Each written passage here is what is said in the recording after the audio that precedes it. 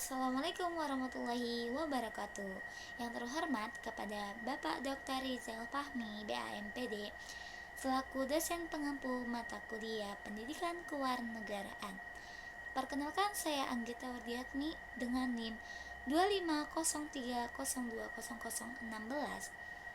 dari Program Studi Pendidikan Agama Islam dari kelas 2D. Saya izin mempresentasikan untuk tugas UTS Pendidikan Kewarganegaraan ini yang berjudul Gotong Royong, Ukhuwah, dan Kepedulian Sosial. Kenapa sih gotong royong, ukhuwah, dan kepedulian sosial ini sangat penting banget bagi masyarakat? Karena untuk mempererat ikatan antar warga dan meringankan beban, terjauh dari konflik, dan mewujudkan ketahanan sosial di tengah berbagai tantangan. Nah, dalam ketiga pilar ini ada keterkaitannya loh dari sila-sila Pancasila, yaitu ya ketuhanan yang Maha Esa. Kepedulian sosial ini sebagai bentuk ibadah dan pengabdian kepada Tuhan. Dan sila yang kedua, kemanusiaan yang adil dan beradab. Ukhuwah ini persaudaraan universal sesama manusia. Jadi walaupun kita seiman, seagama, kita tuh harus tetap universal sesama manusia. Nah, sila ketiga, persatuan Indonesia. Gotong royong sebagai perekat persatuan dalam keberagaman. Jadi kita harus gotong royong sesama saudara, sesama teman, dan sesama orang lain. Nah, yang sila keempat ini, kerakyatan yang dipimpin oleh hikmat kebijaksanaan dalam permusyawaratan perwakilan. Nah, musyawarah mufakat ini adalah wujud nyata sebagai gotong royong. Nah, dalam sila kelima, keadilan sosial bagi seluruh rakyat Indonesia. Kepedulian sosial ini mewujudkan keadilan dan kesejahteraan bersama. Nah, masuk pilar pertama, yaitu gotong royong. Apa sih gotong royong itu? Gotong royong adalah semangat kerja sesama secara sukarela untuk mencapai tujuan bersama demi kepentingan masyarakat, tanpa pamrih dan tanpa memandang perbedaan. Nah, apa sih nilai-nilai inti gotong royong ini?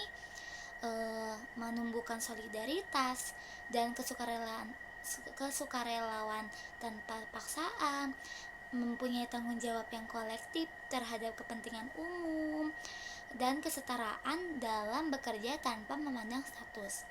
Nah, dalam landasan hukum ini terdapat Undang-Undang Dasar 1945 dalam pasal 33 ayat 1. Nah, bentuk nyatanya ini seperti kerja bakti, arisan, sambatan, bantu panen, siskamling, atau relawan bencana. Nah, selanjutnya memasuki pilar kedua, yaitu ukhuwah. Apa itu ukhuwah? Ukhuwah itu persaudaraan dalam Pancasila dan Islam. Dalam kata bahasa Arab itu diambil dari akhi, atau artinya saudara laki-laki. Kalau ukhti itu artinya saudara perempuan. Nah, yang artinya ini maknanya ikatan persaudaraan yang berlandaskan keimanan, kesatuan, kebangsaan, dan kemanusiaan. Ini termasuk dari nilai Pancasila kedua dan ketiga. Nah, ukhuwah ini terbagi menjadi tiga. Ada ukhuwah Islamiyah, yang kedua ukhuwah wataniyah, dan yang ketiga ukhuwah basyariyah. Apa itu ukhuwah Islamiyah? Ukhuwah Islamiyah ini termasuknya Pancasila pertama, yakni persaudaraan sesama muslim berdasarkan keimanan dan dasar.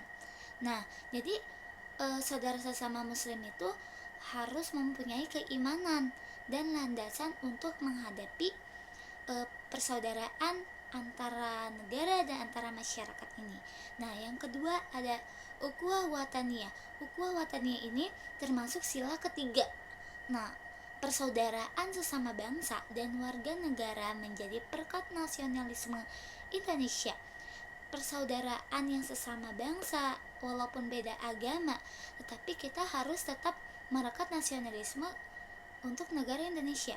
Nah, yang terakhir ukhuwah basyariyah. Ukhuwah basyariyah ini termasuk sila kedua. Persaudaraan universal sesama manusia berlandaskan nilai kemanusiaan universal. Nah, persaudaraan universal sesama manusia ini walaupun beda agama, beda negara, beda pendapat, kita harus mempunyai nilai untuk memanusiakan manusia. Nah, selanjutnya memasuki pilar ketiga, yaitu kepedulian sosial. Apa sih itu kepedulian sosial?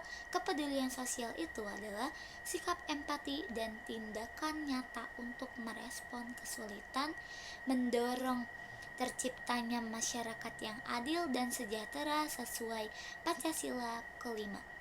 Nah, kepedulian sosial ini ada banyak banget loh teman-teman, seperti donasi dan zakat, volunteering, empati aktif, dan advokasi. Donasi dan zakat itu kita menyisihkan sebagai harta untuk fakir miskin, anak yatim, dan yang sedang membutuhkannya. Nah, yang volunteering ini untuk terjun langsung dalam kegiatan sosial, kemanusiaan, dan pengabdian masyarakat. Nah, advokasi ini untuk memperjuangkan hak kelompok rentan dan kaum duafa dalam kebijakan publik. Yang terakhir ada empati aktif.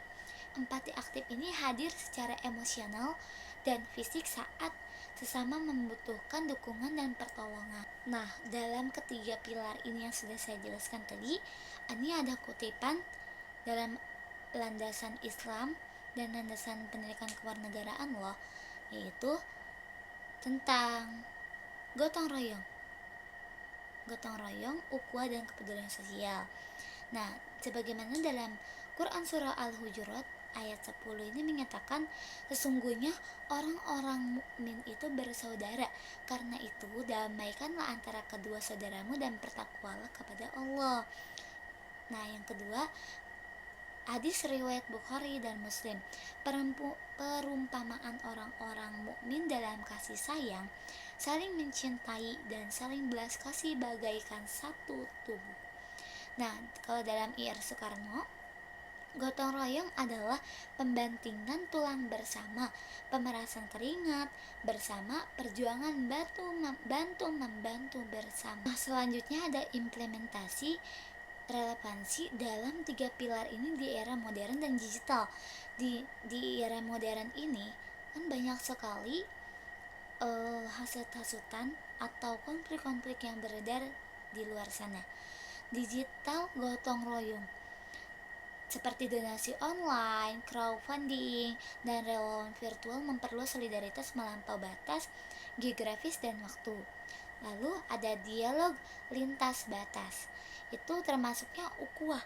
Ukhuwah diwujudkan melalui forum, dialog antaragama, kolaborasi sosial lintas suku dan budaya Indonesia. Lalu ada pendidikan karakter.